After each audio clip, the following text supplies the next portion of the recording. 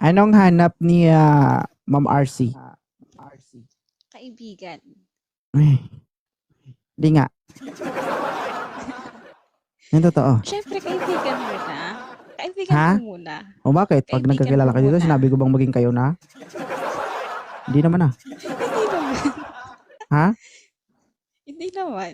Siyempre, magsisimula kayo sa Siyempre. magkakaibigan bago kayo magkaibigan, di ba? Hindi ko naman sinabi na ang hanap mo ay boyfriend, hindi kaibigan. Tama? Getting to know each other pa lang naman kayo, madam. Yes. Kaya nga po. Yung tipong magkaibigan pa lang, pero malamang may silipan. May silipan. So, ilang taon ka na ulit? 30 years old, tama ba? 30 years old po. Opo, Oh, naghanap 30. po ako ng mahabang pasensya sa mga kasame namin na OFW. Ah. 32 years old na ako and I'm 9 years in service, ano. So, I have a lot of complaints na na-entertain, no? Na mga, alam mo na yun? Alam ko na yan. Oo. Okay, parehas lang tayo, oo. So, hindi mo kailangang magsabi na, ay, ganito, ganyan. Yung totoo ba? Direct to the point. May tama ka. Kung ano gusto mong tuhugin mo na. Tutugin Diba? ko yung barbecue. Talaga? O ikaw magpapatuhog doon sa Barbecue. tumutuhog sa barbecue. Charot. Alright, anong hanap ni ma'am sa isang lalaki? Yung mabait. Siyempre mabait. Mhm. Tapos yung hindi yung hindi bastos sa sa box. Sa Yung box. hindi bastos, oo. Gusto mo yung O, dapat guys, ang manligaw po kay Ma'am RC Cola, dapat may rosaryo, ha? Okay?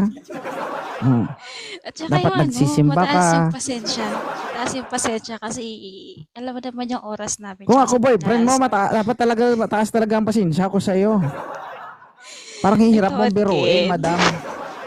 Dapat pag Tood ano man. ka dito, kapag kinakausap mo siya, dapat may po at upo. Okay po. Diba? Kakamain ka na po. Saan ka pupunta? O, upo po. Ay, po. Oo. Opo po. Gusto mo yung may respeto pag kinakausap ka sa box. Opo. Okay. You are 30 years old. Ilang taon na yung panganay mo? Ano na po? 9. 9 years 9. old. 30. Opo. Ibig sabihin ng anak ka 2019. Opo. Di ba? First trip, guys. Napaaga? Okay lang yan. Habang maaga, mas mahalaga. Hindi 19. Ilang taon ba ako? 21? 21. Ako. Kasalanan mo yan, nag-uoko ka eh. Bakit ba? Hello po. Gabi sir, may ingay sir ah. Ha? Naingay. Naiiyak Magandang gabi po. Open cam sir.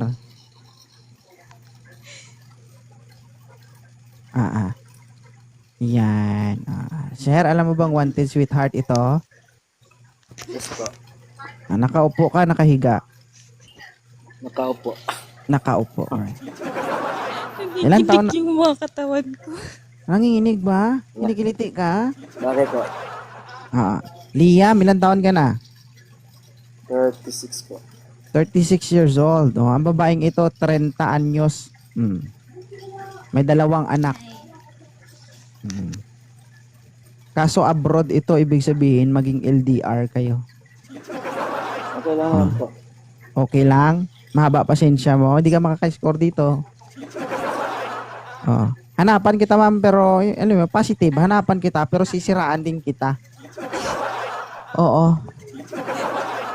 O bakit? Pwede rin. Hindi, kasi dapat alam niya na kasi yung mga ganitong bagay. Kasi di ba? Kailangan niyang irespeto kung bastos ito. Dapat alam niya na yung gagawin niya, di ba? Yes po.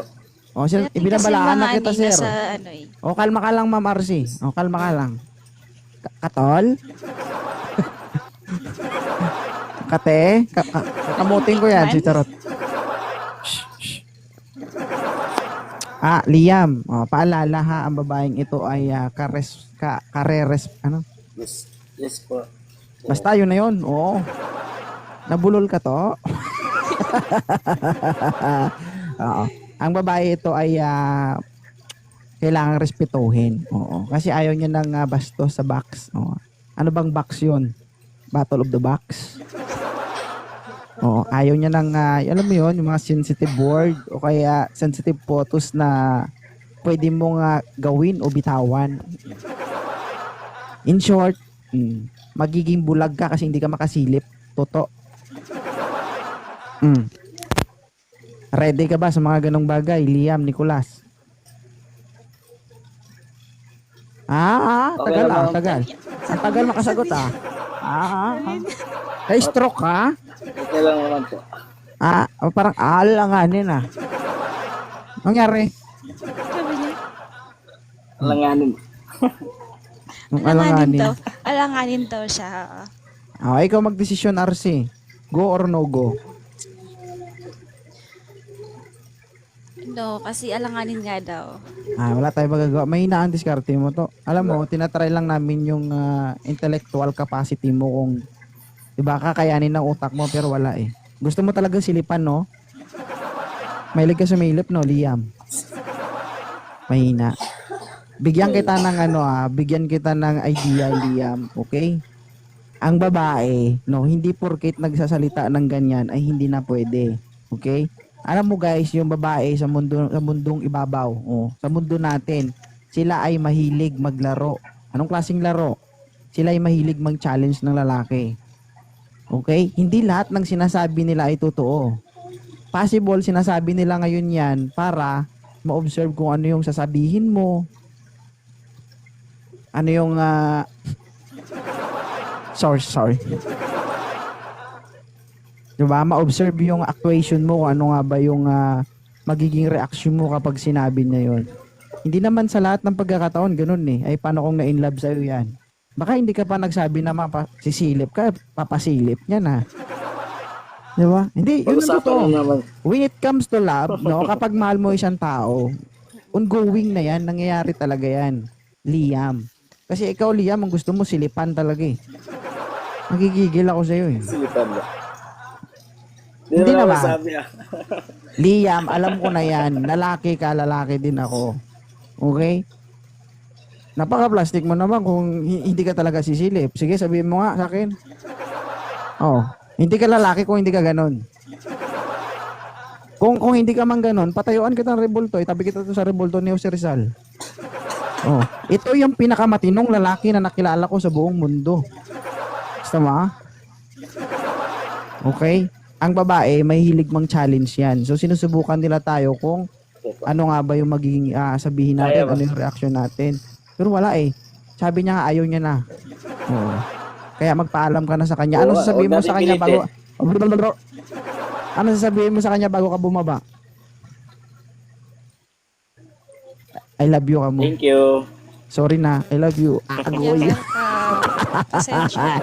Mahina ka talaga. Ay, Chiti Lily. Sige. Napakainang nilalang mo talaga, Liam. Mahina. Alam mo guys, reverse psychology. Ganyan din sila mahilig eh. Pero mas magaling ako dyan. Diba? Ikaw kasi ayaw mo magpasilip eh. Diba? First time mo sana yung magkakajowa ka na. Pero wala. Alam mo ba kasi, RC, no? Sa realidad. Kahit nag-iikot tayo, tinitiis kita, ganun. Pero okay lang. Ay, maldita. Sa totoong buhay, no? Life without ana-ana is boring. Diba? Halimbawa, naging busy ka man ngayon. Busy ka sa life mo, busy ka sa business mo, busy ka sa pagpapayaman. Later on, maalala mo din yan. Uy, tagal ko nang hindi nakaranas baka gusto ko rin. Ganun.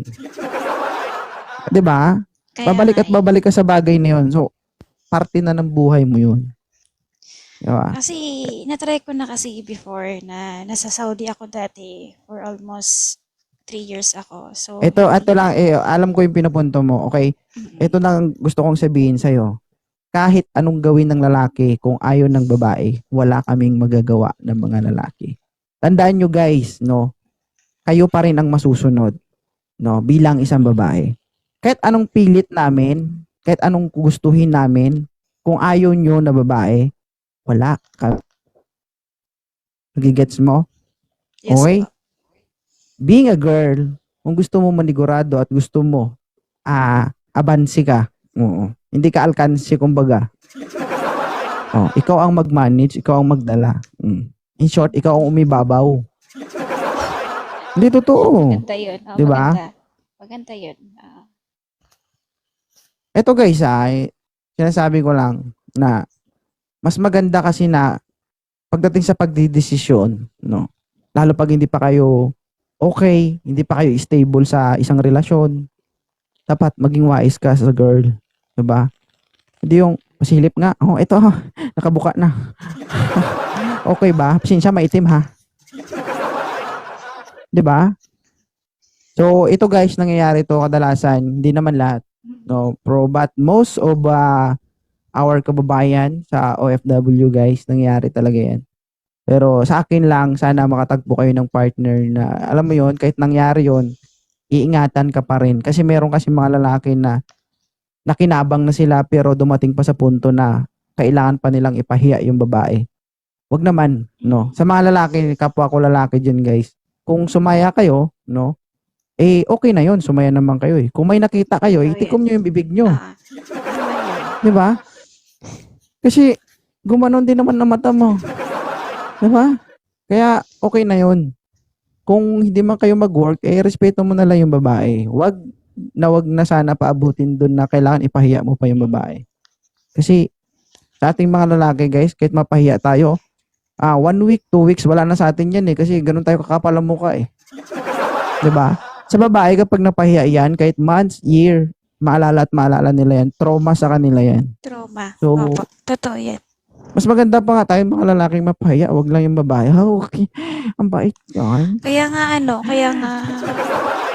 nga po 2.0 is hindi na ako naniniwala kasi pera lang ang mahal nila sa akin. Sana. Bakit marami ka bang pera? Hindi nga kasi Ito nga syempre sabihin ko sa'yo, OFW, di ba? No. Sabihin ko sa'yo, RC, Cola. Pag nagmahal ka, dapat hindi involve ang pera. Okay?